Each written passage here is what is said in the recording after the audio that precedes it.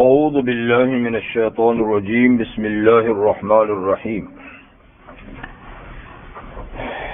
وقل رب ادخلنی مدخل صدق واخرجنی مخرج صدق واجعل لی من لدنک سلطانا نصیرا وقل جاء الحق وزهق الباطل ان الباطل كان زهوقا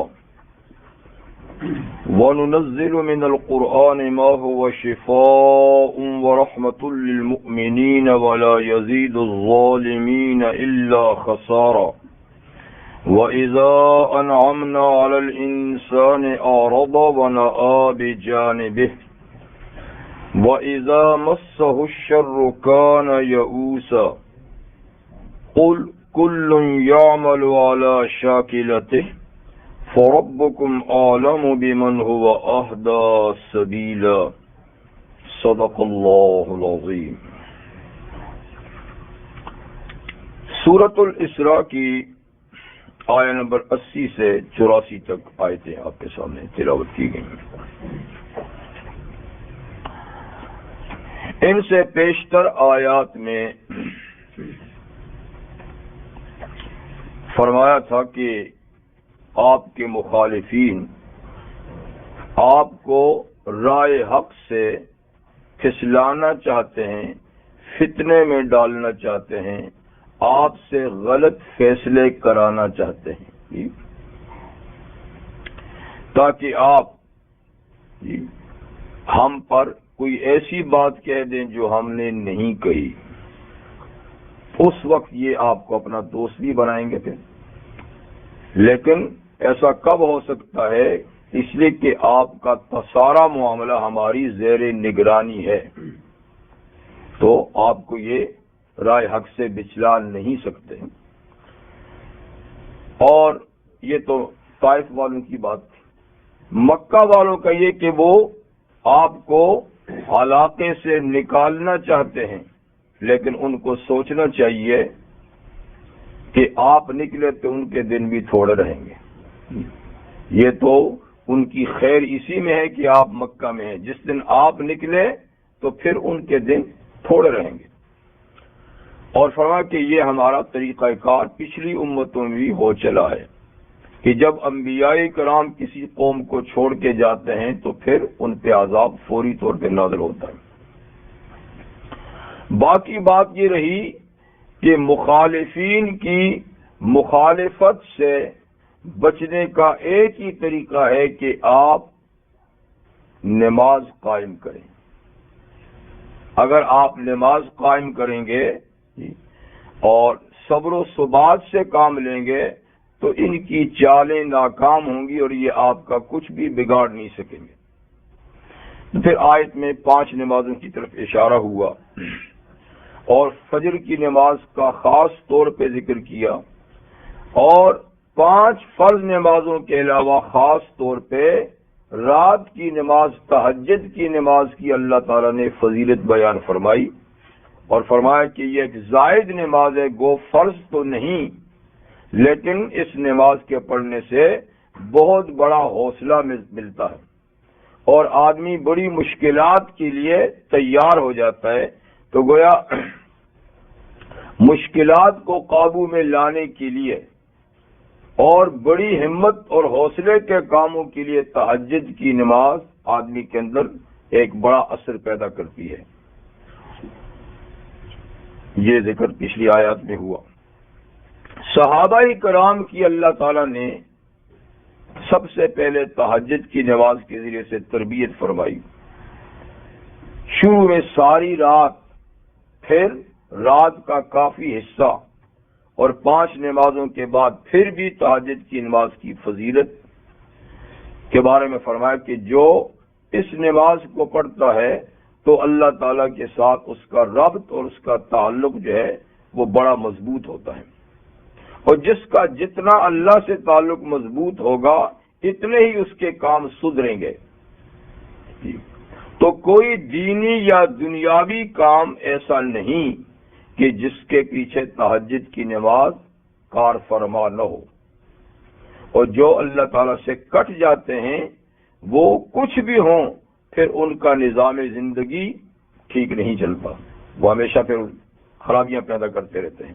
آج دنیا میں یہی کچھ ہو رہا ہے، جتنے ہم اللہ سے کٹے ہیں تو کوئی صورت سیدھا ہونے کی بنتی ہی نہیں ہے، ہر کام جو بناتے ہیں پھر بھی بگڑتا جاتا ہے۔ اس کی بڑی وجہ یہ ہے کہ اللہ تعالیٰ کے ساتھ رابطہ نہیں ہے۔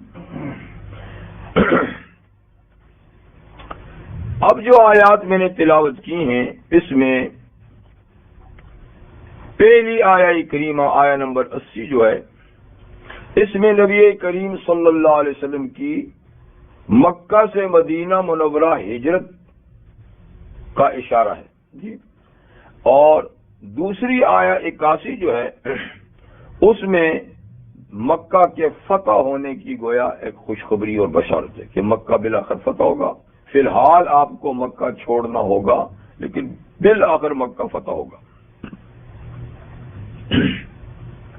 تو صراحت تو نہیں، لیکن اشارہ ہے، اس لیے کہ یہاں ایک دعا نبی کریم علیہ السلام کو تلقین کی ہے، ایک دعا بتائی ہے کہ جب وہ وقت ہجرت کا آ جائے تو آپ یہ دعا پڑھنا، جب ہجرت کا وقت آ جائے تو وہ آپ یہ دعا پڑھنا۔ وہ کیا؟ وَقُلْ رَبِّ أَدْخِلْنِي مُدْخَلَ صِدْقٍ، آپ کہہ دیجئے اے میرے پروردگار مجھے داخل کر، سچائی کا داخل کرنا۔ صدق کا ایک معنی تو ہوتا ہے سچائی، لیکن صدق کا ایک معنی عزت بھی ہے، جیسے سورہ قمر کے آخر میں آیت ہے عند ملیک فی مقعد صدق عند ملیک مقتدر، کہ آل جنت سچائی کے مقام پر ہوں گے، یعنی عزت کے مقام پہ ہوں گے، عند ملیک مقتدر، اپنے اس قادر مالک کے پاس، قادر مالک کے پاس، یعنی جنت میں۔ تو مقعد صدق کا معنی مقعد عزت کے مقام پر، یعنی جنت عزت کا مقام۔ تو صدق سچائی کے لیے بھی ہے، اور صدق جو ہے یہ یعنی عزت کے معنی میں، تو یہاں دونوں معنی ہو سکتے ہیں کہ اے میرے رب مجھے داخل کر مدینہ منورہ میں مدخل صدقین، سچائی کا داخل کرنا یا عزت کا داخل کرنا۔ سچائی کا داخل کرنے کا مطلب یہ ہے کہ جس سچائی کا پرچار میں مکہ میں کر رہا ہوں اور مکہ والے نہیں کرنے دیتے، قبول بھی نہیں کرتے، تو جب یہ میں شہر چھوڑ کے دوسرے شہر میں جاؤں تو میرا وہ داخلہ اس سچائی کے ساتھ ہو کہ وہاں اس کا پرچار خوب کر سکوں، اس کے لیے حالات سازگار ہوں اور کسی قسم کی وہاں رکاوٹیں نہ ہوں۔ اور اگر اس کا معنی عزت کریں تو اس کا مطلب یہ ہے کہ مدینہ میں میرا داخلہ باعزت طریقے سے ہو، کیونکہ نبی کو عزت حاصل ہوگی تو دین کو عزت حاصل ہوگی، دین کا غلبہ ہوگا۔ وہ اخرجنی مخرج صدق، اور مجھے مکہ سے نکالیے تو سچائی کا نکالنا، یعنی یہاں سے جاؤں نکلوں تو بھی سچائی ساتھ لے کر جاؤں، بھلائی اور خوبی لے کر جاؤں یا عزت کے ساتھ جاؤں۔ یہ تو میری تذلیل پہ تلے ہوئے ہیں، یہ تو میری تذلیل پہ تلے ہوئے ہیں، یہ تو منصوبہ بندی کر رہے ہیں مجھے ذلیل کرنے کی، تو مجھے آپ عزت سے نکالیے۔ جی ان کا داؤ نہ چلے، ایک معنی تو یہی ہے۔ لیکن بعض مفسرین جیسے امام بیضاوی رحمۃ اللہ علیہ نے یہاں دخول اور خروج کے اور معنی لیے ہیں، اور وہ بھی ہو سکتے ہیں۔ وہ کہتے ہیں کہ داخل ہونے سے مراد ہے قبر میں داخل ہونا، اور نکلنے سے مراد ہے دوبارہ قبروں سے اٹھنا، کہ اے میرے رب مجھے جب دنیا سے جاؤں تو میرا داخلہ قبر میں عزت کا اور سچائی کا داخلہ ہو، ایمان اور اعمال صالحہ یعنی لے کر جاؤں، کیونکہ جو آدمی ایمان اور اعمال صالحہ لے کر جائے گا اسی کا داخلہ قبر میں عزت والا ہے۔ اگر کفر کو، شرک کو، معصیت اور گناہوں کو دنیا سے لے کر گیا وہ تو ذلت کے ساتھ داخل ہوگا۔ تو مطلب یہ کہ میری زندگی اسلام پر ایمان پر ہو اور خاتمہ بھی اسلام اور ایمان پر ہو، تو جب میرا داخلہ قبر میں ہو تو عزت کا داخلہ سچائی کا داخلہ ہو، اور اخرجنی مخرج صدقن جب قبر سے نکلوں قیامت کے دن تو بھی نکلنا عزت کا ہو۔ ایک معنی یہ ہوا، اور ایک معنی یہ بھی کیا ہے کہ یہاں داخلے سے مراد جنت کا داخلہ ہے۔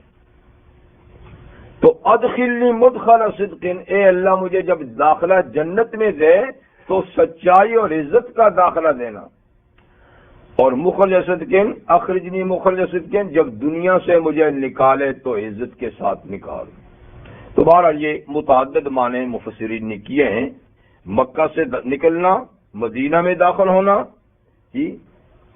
قبر میں داخل ہونا، قبر سے نکلنا یا دنیا سے نکلنا اور جنت میں داخل ہونا۔ بہرحال کہیں سے بھی نکلیں، کہیں بھی جائیں، سچائی سے جائیں اور سچائی لے کر آئیں۔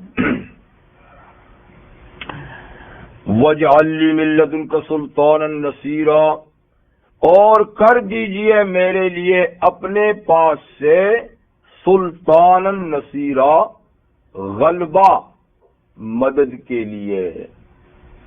سلطان یہ سلطنت سے، سلطنت حکومت کو کہتے ہیں، تو سلطان حکمران کو کہتے ہیں، اور سلطان ایسے حاکم کو کہتے ہیں جو غالب ہوتا ہے، جس کنگ، بادشاہ، یعنی جس کو باقاعدہ پاور حاصل ہوتی ہے۔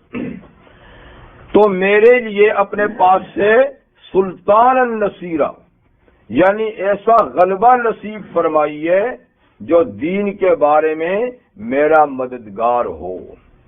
تو یہ نبی کریم علیہ السلام کو ایک دعا تلقین فرمائی گئی کہ دین کی اشاعت، دین کی بقا اور دین کو عملی طور پہ دنیا میں قائم کرنے کے لیے غلبے کی ضرورت ہے، غلبے کی ضرورت ہے، ٹھیک ہے۔ اگر غلبہ ہے، قوت ہے، طاقت ہے تو اسلام مضبوطی کے ساتھ ہوگا، اور کسی کے پاس غلبہ نہیں ہے تو بس صرف باتیں ہیں، عملی طور پہ آدمی کچھ کر لے گا لیکن باہر تو کچھ بھی نہیں کر سکتا۔ باہر کے لیے تو غلبہ ضروری ہے۔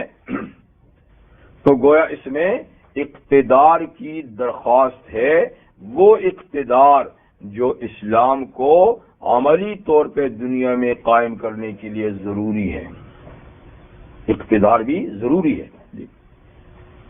دیکھیں، جب تک حضور صاحب مکہ میں تھے 13 سال، اقتدار نہیں تھا تو کیا پوزیشن تھی، اور مدینہ میں گئے تو 10 سال میں اقتدار ملا تو بات کہاں سے کہاں پہنچ گئی۔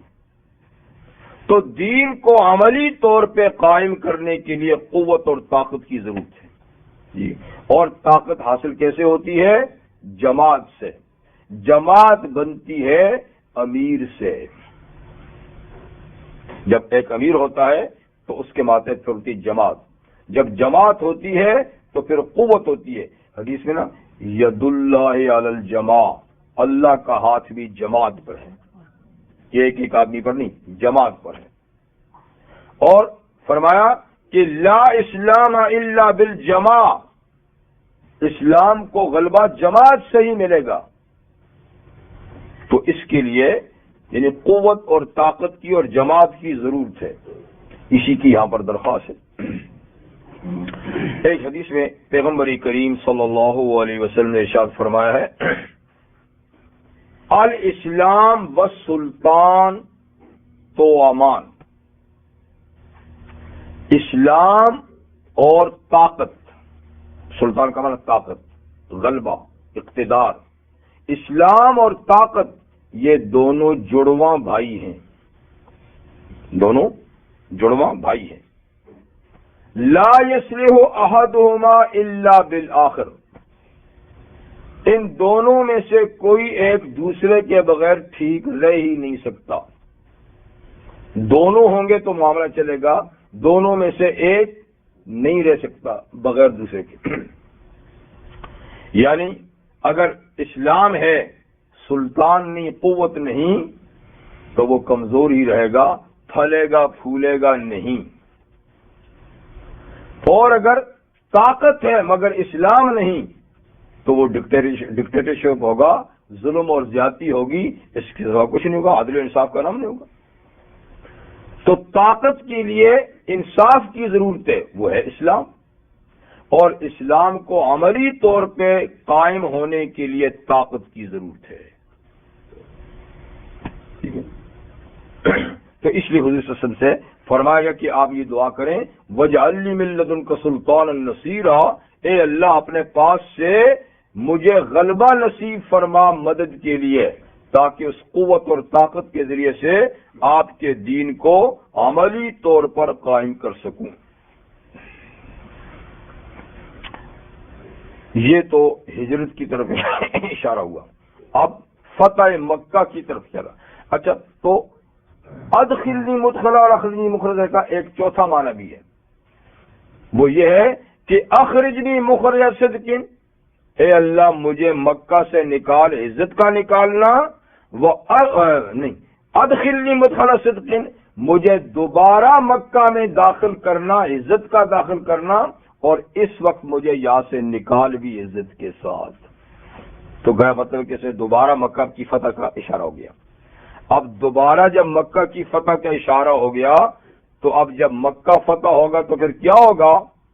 اس وقت پھر آپ یہ کہنا جب مکہ فتح ہو جائے، قل جاء الحق وزهق الباطل، جب مکہ فتح ہو گیا تو آپ تشریف لائیں تو پھر کہیں کہ حق آ گیا باطل مٹ گیا، حق آ گیا باطل مٹ گیا، ان الباطل کان زہوقا، باطل تو ہے ہی مٹنے والا، باطل تو ہے ہی مٹنے والا۔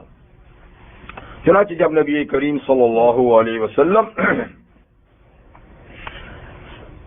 8 سالوں کے بعد مکہ سے جانے کے 8 سالوں کے بعد ہی غالب ہو کر مکہ میں تشریف لائے اور مکہ کو فتح کیا، تو یہ تو مکہ نبی اگلی مکہ میں موجود تھے، ہجرت سے پہلے یہ صورت نازل ہوئی نا۔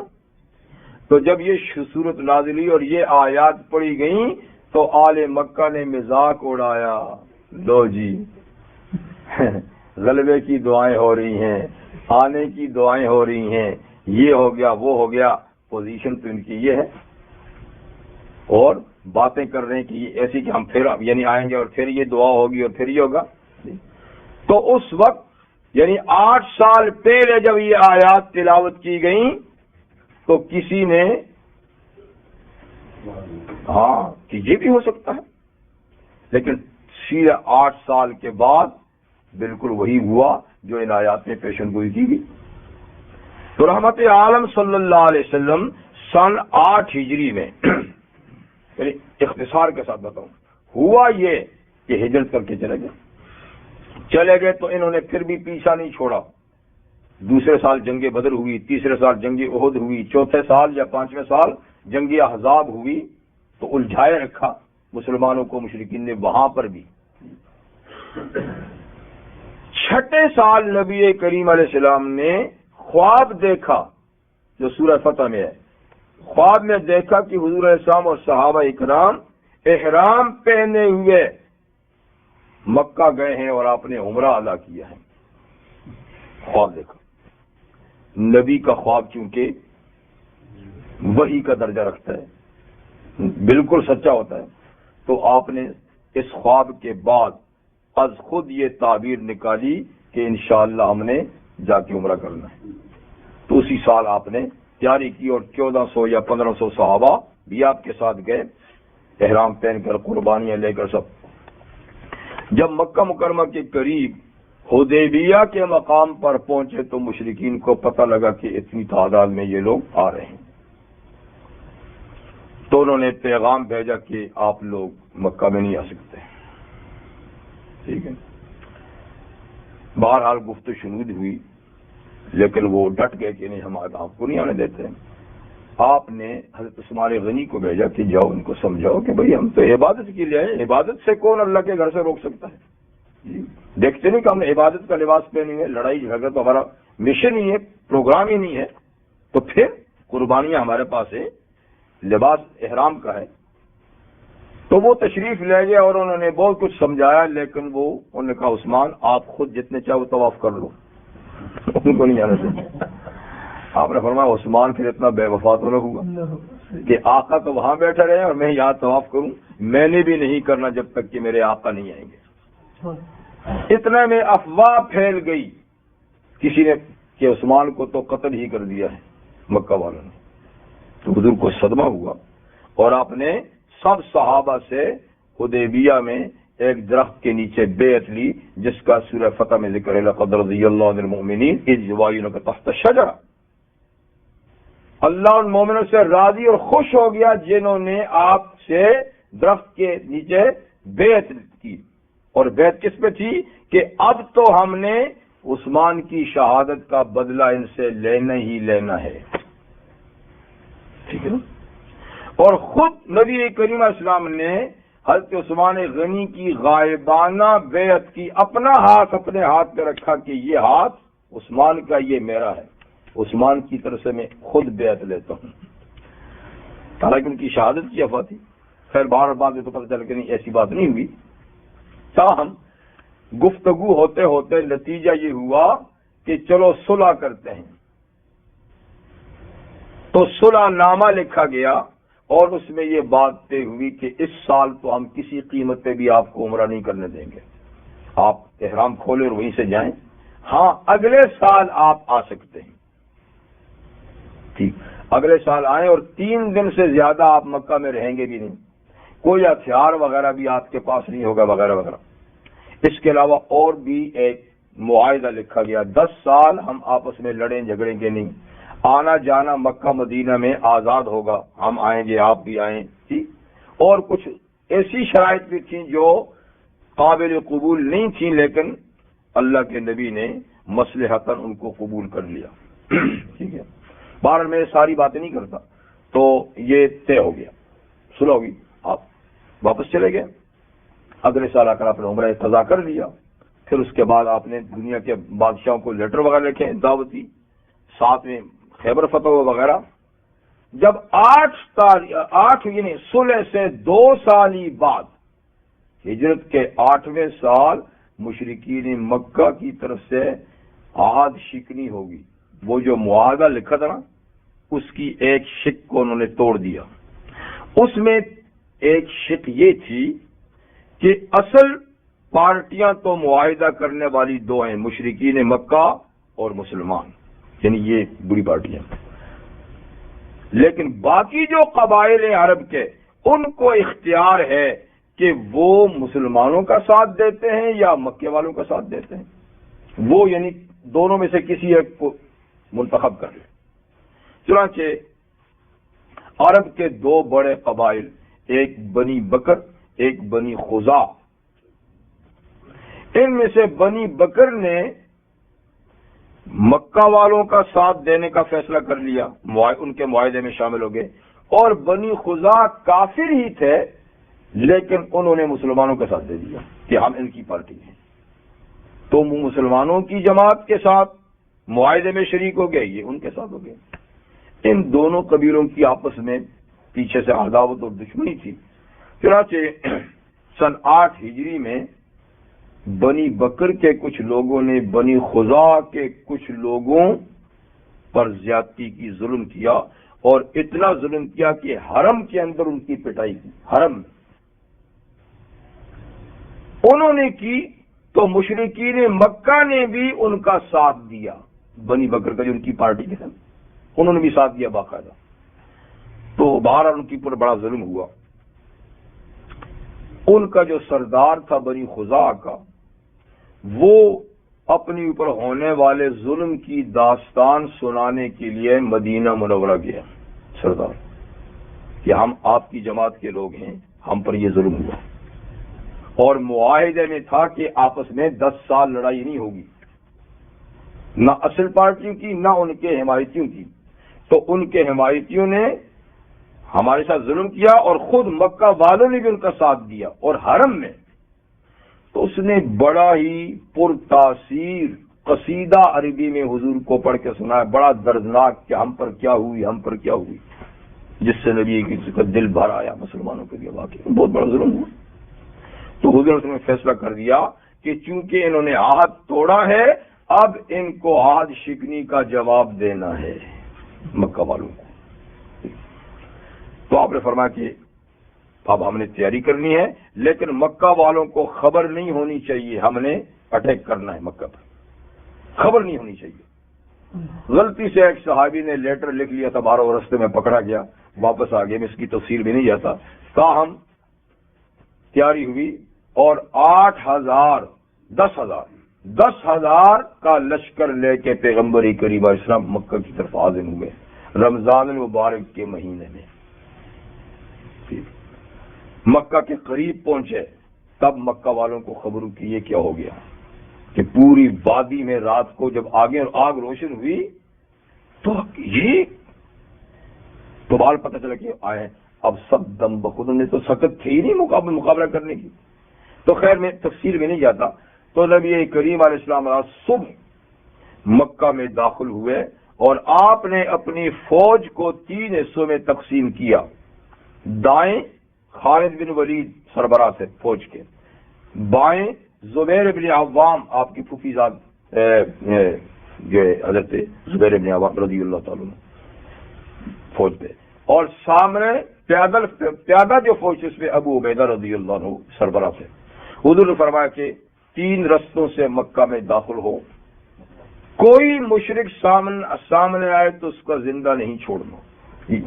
اللہ کی طرف سے اجازت تھی تھوڑی سی دیر مکہ میں لڑائی کی حضور کو، لیکن جو سامنے نہ آئے اس کو امن ہے۔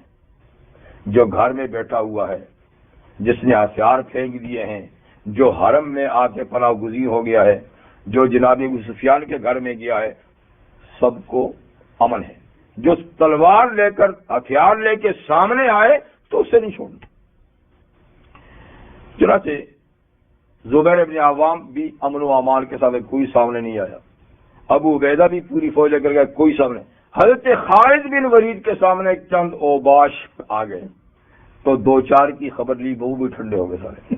تو بہرحال امن اور سلامتی کے ساتھ مکے میں داخلہ ہو گیا۔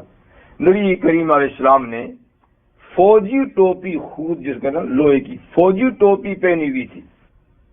جب مکہ میں داخل ہوئے تو ٹوپی اتار کے اپنی پگڑی پہن لیا آپ نے۔ تو بہرحال شہر میں امن کے ساتھ داخل ہوئے۔ انصار مدینہ کے اصل باشندے جو تھے، ان کو حضور نے فرمایا تھا کہ تم لوگ بعد میں آنا، پہلے تو یہ مہاجرین جو ہے نا مکہ والے، اور پھر صفا پہاڑی کے اوپر آ کر مجھ سے ملنا۔ تو بہرحال صفا پہاڑی پر یہ حضرات آئے۔ صفا پہاڑی کی بھی ایک شان ہے۔ آپ جانتے کہ صفا مروہ دونوں پہاڑیاں عبادت گاہیں ہیں، اور حج عمرے کی عبادت میں ان کے درمیان سعی کی جاتی ہے۔ صفا پہاڑی اپنی ایک تاریخ رکھتی ہے۔ سب سے پہلے دعوت اسلام عمومی طور پر پہلی تقریر حضور نے اس پہاڑی پر سے کی تھی، یعنی عام دعوت، جلسہ عام جیسے کہتے ہیں، جلسہ عام پہلا مکہ میں دعوتی اس پہاڑی پہ آپ نے چڑھ کر اعلان کیا تو تقریباً 40 لوگ آگے اعلان سننے کی، جس میں آپ کے چچا ابو لہب بھی تھے۔ تو اس میں خیر آپ نے بیان دیا، ابو لہب بگڑ گیا، اس نے بہت برا بھلا بھی کہا، اس کی صورت تبت یدا ابی لہب بھی نازل ہوئی، وہ بات ہوگی۔ آج حضور فاتحانہ طور پر اس پہاڑی پہ پھر گئے۔ ایک وہ وقت تھا، ایک آج وقت ہے۔ تو آپ اس پہاڑی پہ تشریف لے گئے تو آپ نے فرمایا لا الہ الا اللہ وحدہ لا شریک لہ صدق وعدہ انجز وعدہ وصدق، اللہ تعالیٰ نے اپنا وعدہ پورا کیا جی، اور اللہ تعالیٰ نے تنہا ہی دشمن کے لشکروں کو پسپا کر دیا۔ تو آج حضور نے اس پہاڑی پر یہ خطبہ دیا، یہ سب لوگ حضرات آئے، اور جو لوگ مسلمان کی ان سے جنہیں بیعت لی گئی۔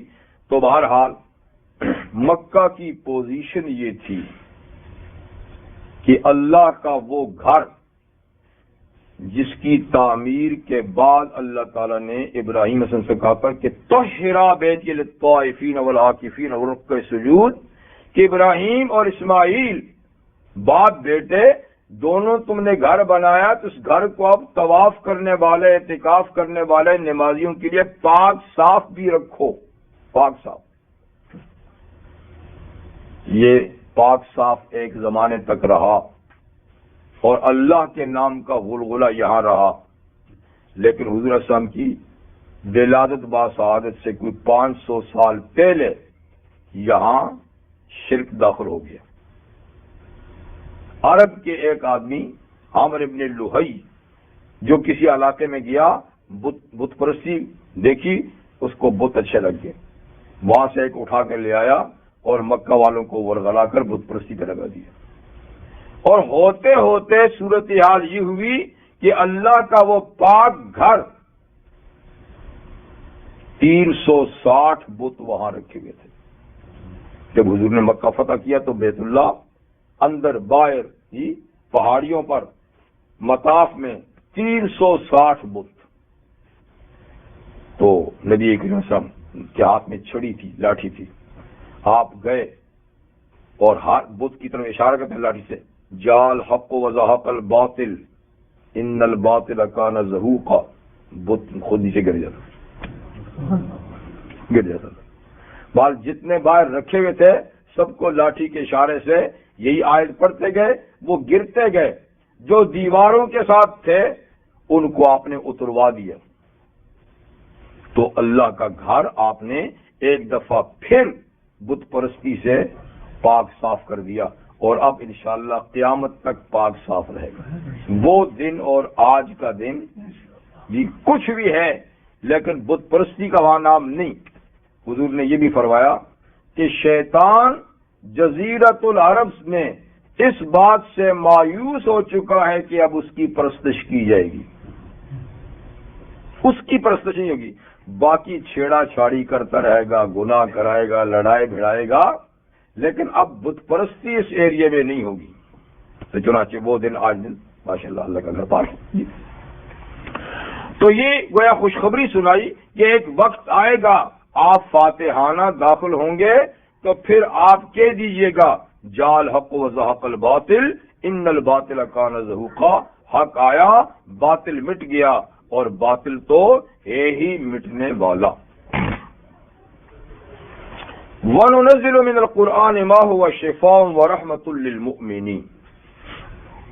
اب حق آیا اور باطل مٹا، تو حق کہاں سے آیا؟ اب اس کا ذکر ہے کہ حق قرآن سے آیا. حق کہاں سے آیا؟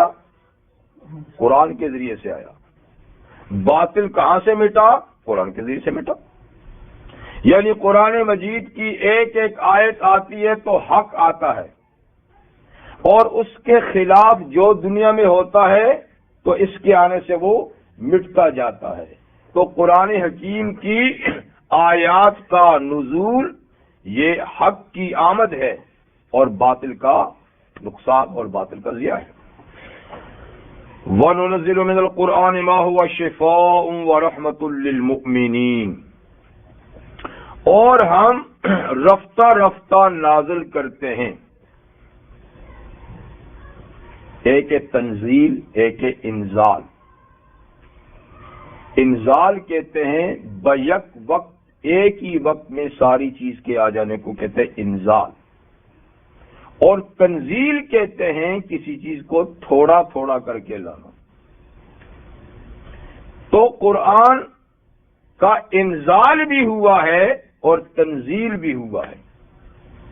انزال تو قرآن کا ہوا ہے شب قدر میں، لیلۃ القدر میں لوح محفوظ سے پورے کا پورا قرآن اتار کر ہمارے اس آسمان کے اوپر ایک مقام ہے بیت العزت، وہاں لا کے رکھ دیا گیا.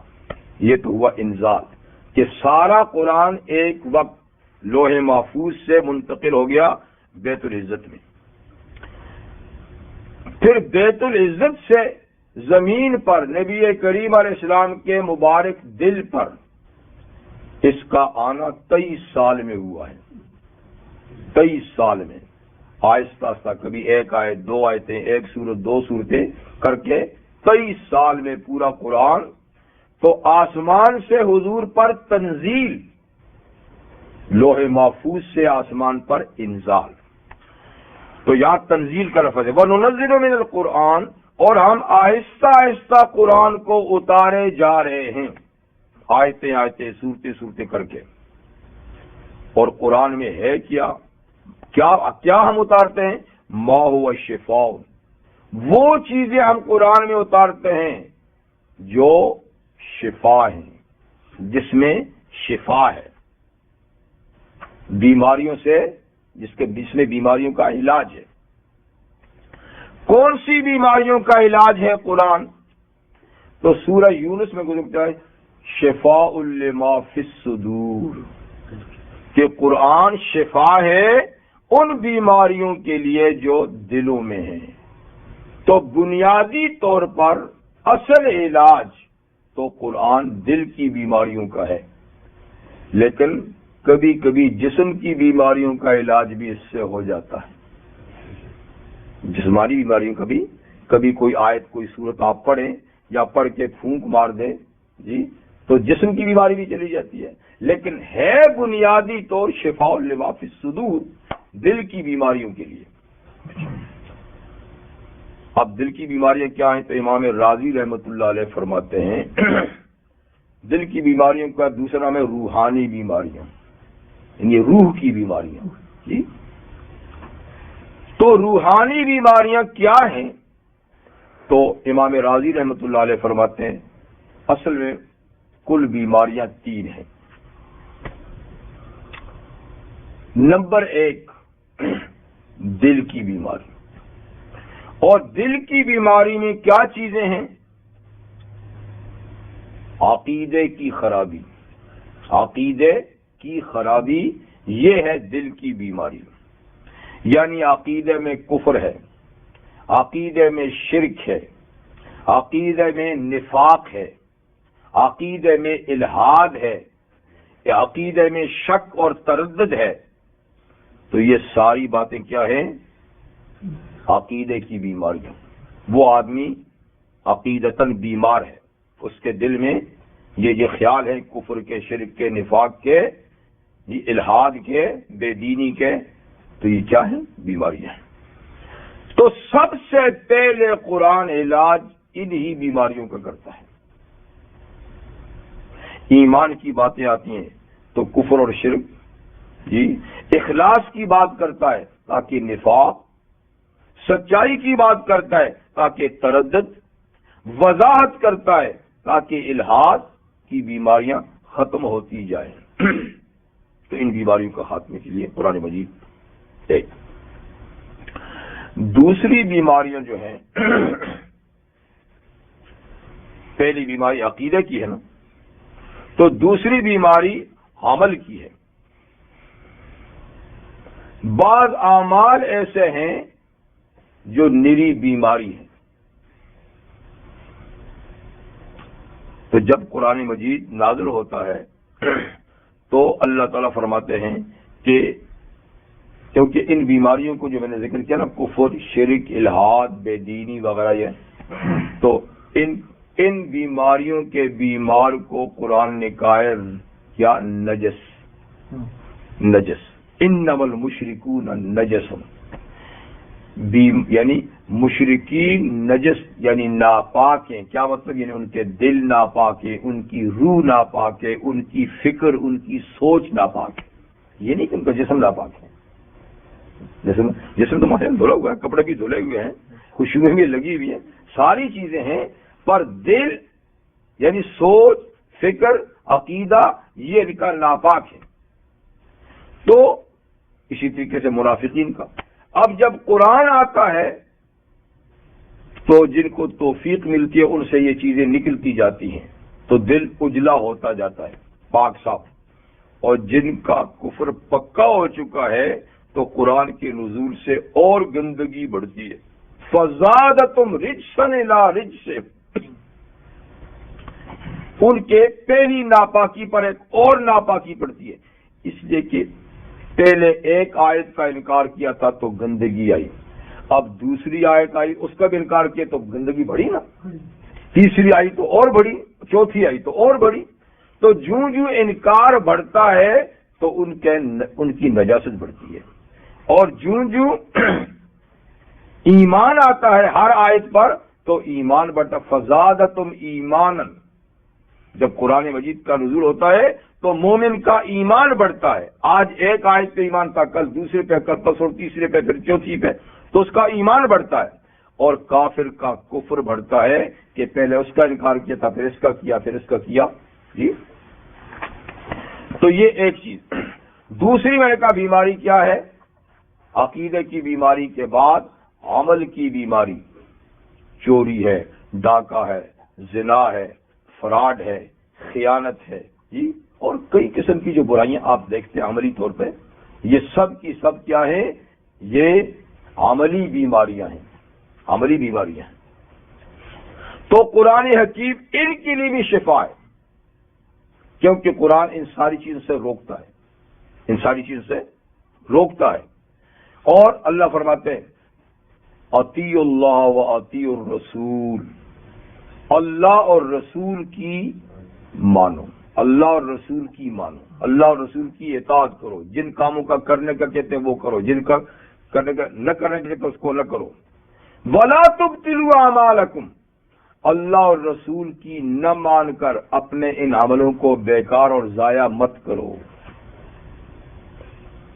یعنی جو کام اللہ اور رسول کی اطاعت کے خلاف کیا جائے گا وہ باطل ہے، اس پہ ثواب تو کجا، اس پہ الٹا عذاب ہوگا، چاہے وہ بظاہر کتنا ہی اچھا اور خوشنما کیوں نہ لگے. ٹھیک ہے نا؟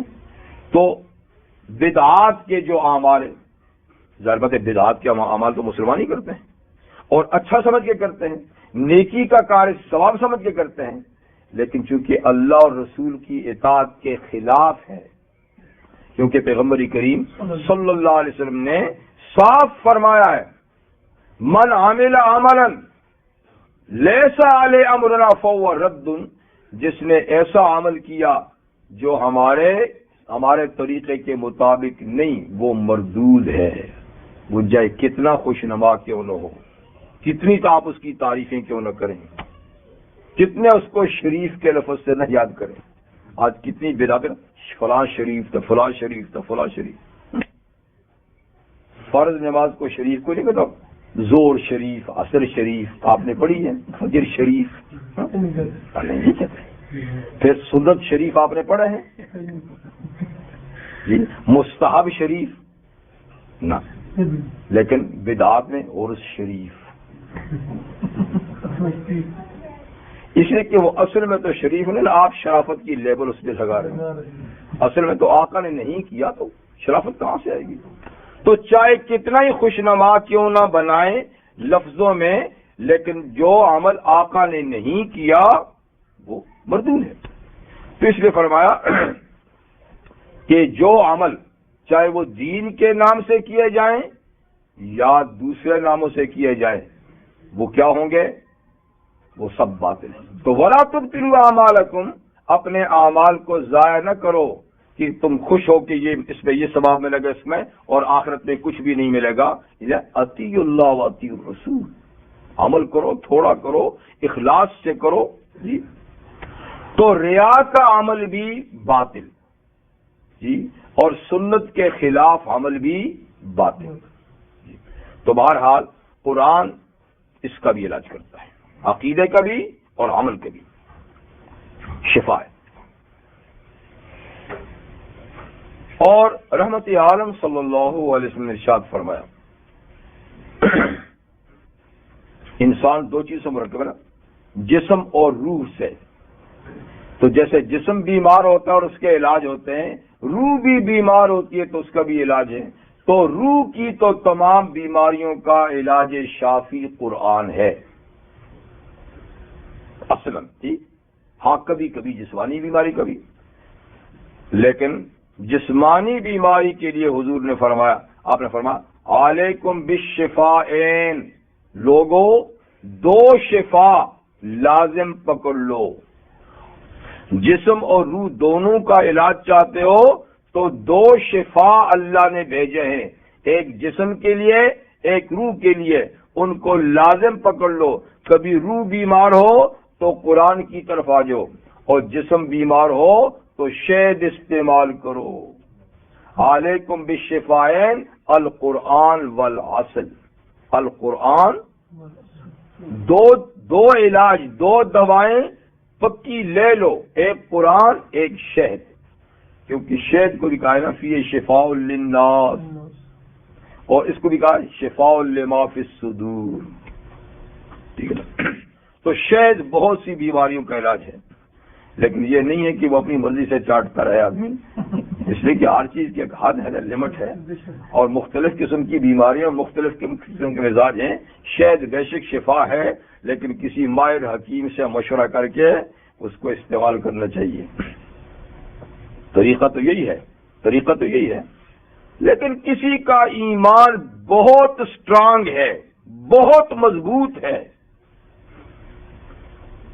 تو وہ ہر بیماری میں بھی استعمال کر سکتا ہے.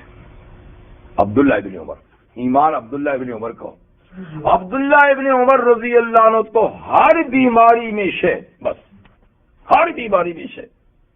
یہاں تک کہ چوٹ لگ جاتی تھی تو اس میں بھی شہد ڈال دیتے. حالانکہ آپ کو پتہ نہیں ہے تو نقصان ہے. ہاں جی، زخم لگ جائے آپ شہد ڈال لیں. لیکن بس وہ کہتا ہے جب اللہ نے کہا ہے کہ یہ شفا ہے لوگوں کے لیے تو سوال ہی نہیں پیدا ہوتا. تو کبھی ایمان کی اس قدر مضبوطی جو ہے نا وہ پھر ہر چیز کو تبدیل کر دیتی ہے. ورنہ ہم جیسے لوگ جو ہے نا، میں نے کہا وہ پھر ذرا خیال سے استعمال کریں حکیم کے مشورے سے، ورنہ ہے شفا. لیکن دیکھیے صوفیاء کرام یعنی بزرگان دین فرماتے ہیں کہ شفا کے لیے چاہے وہ روحانی ہو تو وہ صوفیاء کرام بتاتے ہیں، جسمانی ہو تو حکما بتاتے ہیں، ڈاکٹر بتاتے ہیں کہ پہلے تخلیہ ہو پھر تحلیہ ہو. پہلے کیا ہو؟ تخلیہ، ہاں نقطے والی، اور دوسری حلوے والی تحلیہ بے نقطہ. تو پہلے تخلیہ پھر تحلیہ. کیا مطلب؟ پہلے بیماری کی جڑوں کو نکالو، تخلیہ خالی کرو، اس جگہ کو مانجو، صاف کرو، اور پھر تحلیہ کہتے ہیں اس پہ زیور پہنانا، اس کو خوبصورت بنانا، اس پہ جی. تو تخلیہ کے بغیر تحلیہ نہیں ہوتا. مطلب کہ پہلے بیماری کے اثرات کو نکالو پھر اس کی پر کشتہ وشتہ کھاؤ تو کام ہوگا. اور پہلے سے بیماریاں ساری موجود ہیں، اوپر سے آپ کیسی اچھی دوا بھی کھائیں گے تو وہ اثر نہیں کرتی. تو یہاں بھی یہ ہے ٹھیک ہے، کفر اور شرک کے ہوتے ہوئے کوئی عمل بھی کارآمد نہیں. پہلے دل کو کفر اور شرک کی نجاست سے پاک کرو.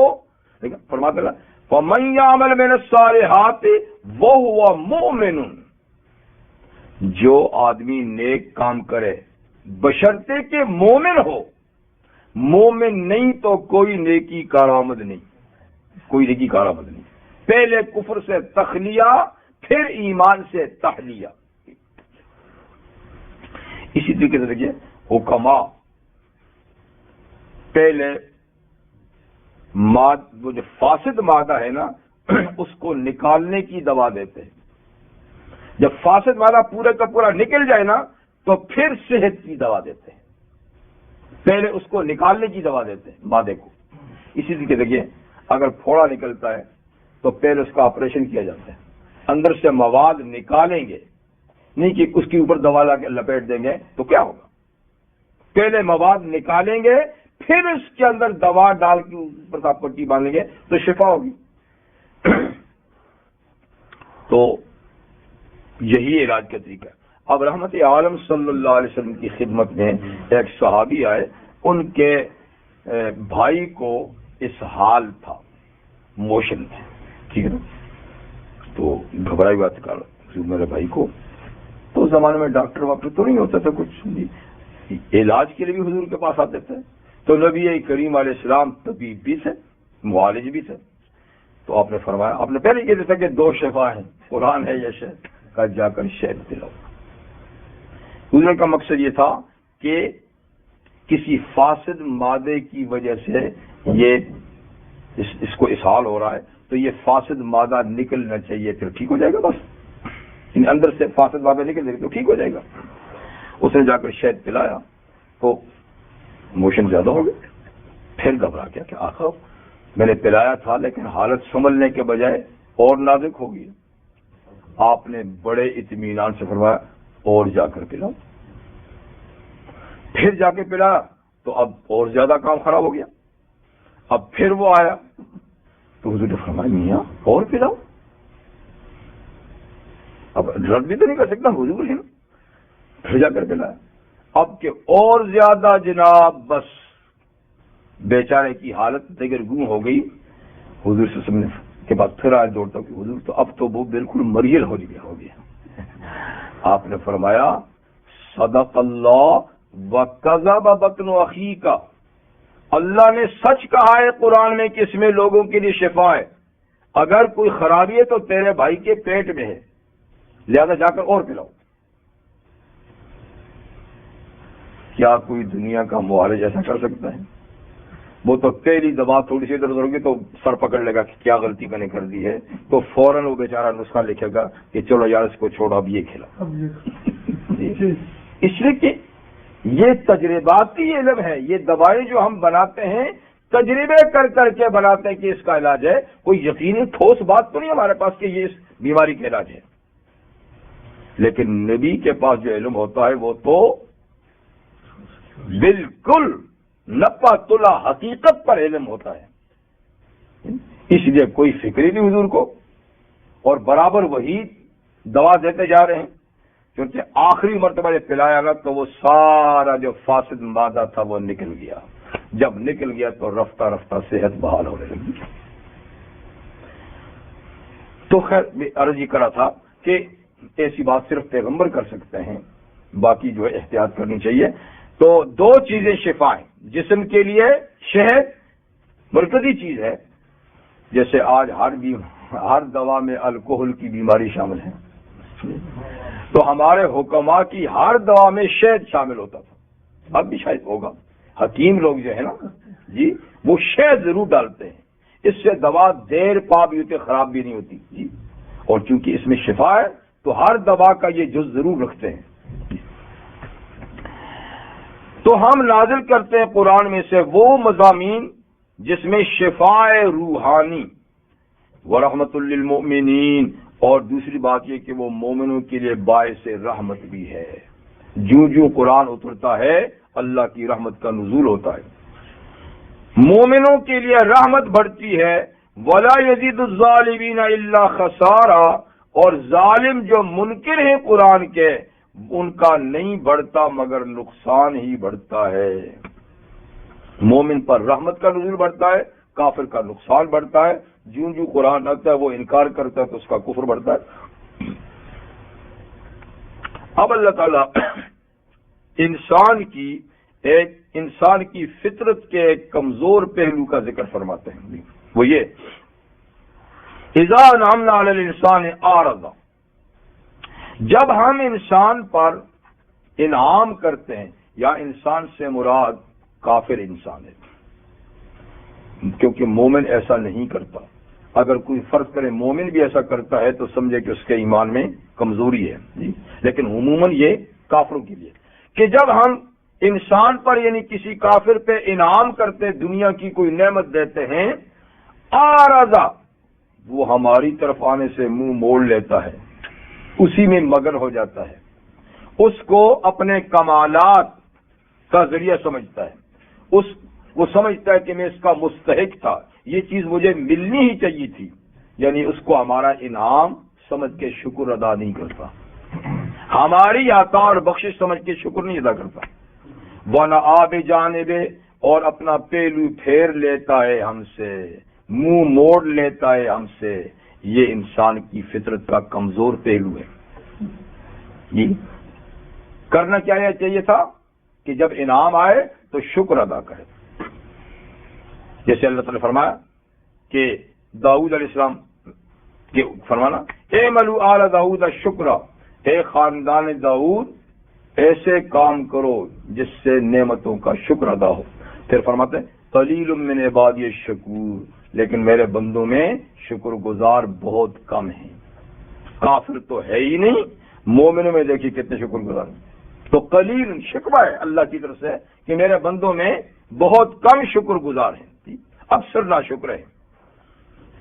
تو نعمتیں ملتی ہیں تو اکڑتا ہے، میں مستحق تھا، میں نے کمایا ہے، میں ایسا ہوں۔ وَإِذَا مَسَّهُ الشَّرُّ كَانَ يَئُوسًا، اور جب کوئی شر اور تکلیف پہنچتی ہے تو بالکل مایوس ہو جاتا ہے، آس توڑ لیتا ہے، ہائے وائے واویلے شروع کر دیتا ہے۔ تو اس وقت شکر نہیں کرتا، اکڑتا ہے، اور جب ادھر سے پکڑتے ہیں تو بالکل آس توڑ لیتا ہے، امید ہی نہیں رکھتا پھر آئندہ۔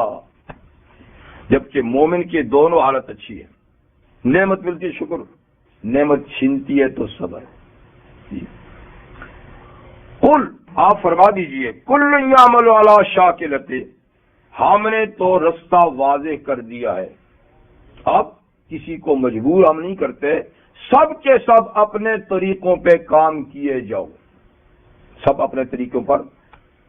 فربکم اعلم بمن هو اهدی سبیلا، تمہارا رب ہی خوب جانتا ہے کہ رستے کے لحاظ سے ٹھیک رستے پہ کون جا رہا ہے۔ یعنی دعویٰ تو ہر ایک کا ہے نا، میرا مذہب، میرا مسلک ٹھیک ہے، میں صحیح جا رہا ہوں، میرا دین ٹھیک ہے۔